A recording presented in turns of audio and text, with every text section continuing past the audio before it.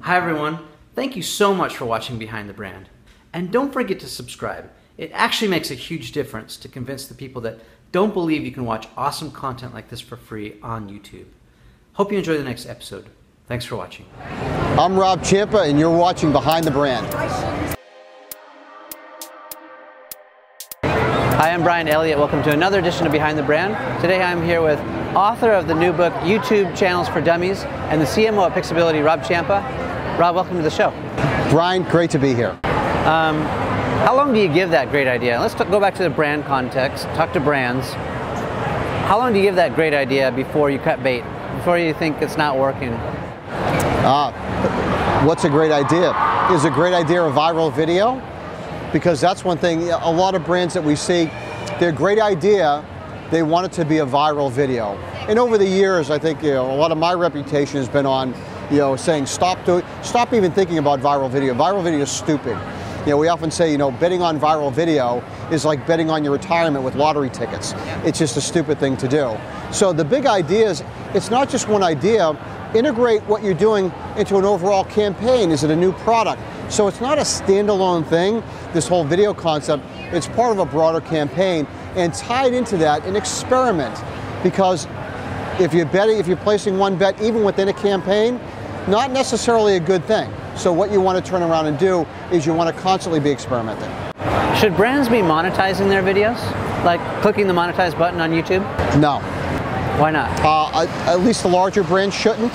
Okay, so on the monetize element, because when you monetize, ads are going to be placed against it. Okay, we cover this in the book as well.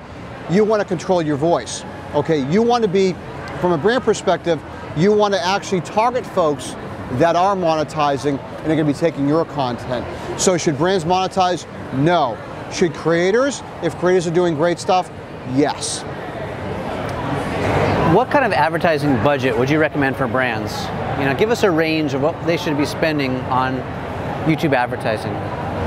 Well, I'd like them all to take that whole television budget and do it. And we're seeing a shift, and it's actually an important question because we're asked it quite a bit. If the television budget is this big, what's my YouTube and online video budget? It's usually that big. Right. And we ask the question, you're advertising on television, and oftentimes they'll advertise on television and they'll see an uptick. So there's an ROI associated with it. But from the digital video perspective, what we find in a lot of our research, and one of the things at Pixability, we've done YouTube research and we have a lot of data going back 5 years, is we find once you do a digital video advertising campaign, the results actually occur organically, possibly 1 to 2 weeks later. So, what we tell folks, it's, okay, who's your audience first of all? If you're selling something that's geared toward a millennial audience, okay, video is going to be the way you reach them. Okay, so you're not going to be hitting them with print or a linear, okay, hit it with digital. So it depends on the audience, and for some brands, if it's a product oriented toward them, take your entire budget. Okay, so in terms of numbers, we've seen YouTube campaigns in the millions, reaching a broad international audience, or we'll see something if it's localized, say it's a local McDonald's running a campaign, that could be under $10,000. And what kind of ad units should they be buying?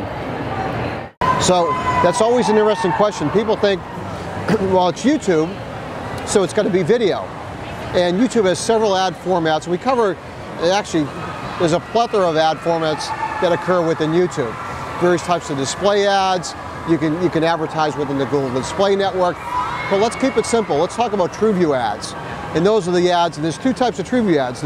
They're the ones you can skip in 5 seconds. And people often say to us, it's like, I skip those ads, why would I want to? The advertiser doesn't pay. And in fact, those skippable ads are incredibly effective. Okay, but there's also a display element on YouTube where all of a sudden, if a video's playing, you may have a display ad up there as well. So it depends on the type of video and where the audience is in their consideration cycle. Why are those 5-second skippable ads so effective? Because the people who watch the ads, the ones who don't skip, are the ones that are interested. So from the brand perspective, you're actually paying for ads to the people who care. So TrueView has been, when you look at some of YouTube's recent announcements about their success and their growth within the whole Google empire, a lot of that is TrueView.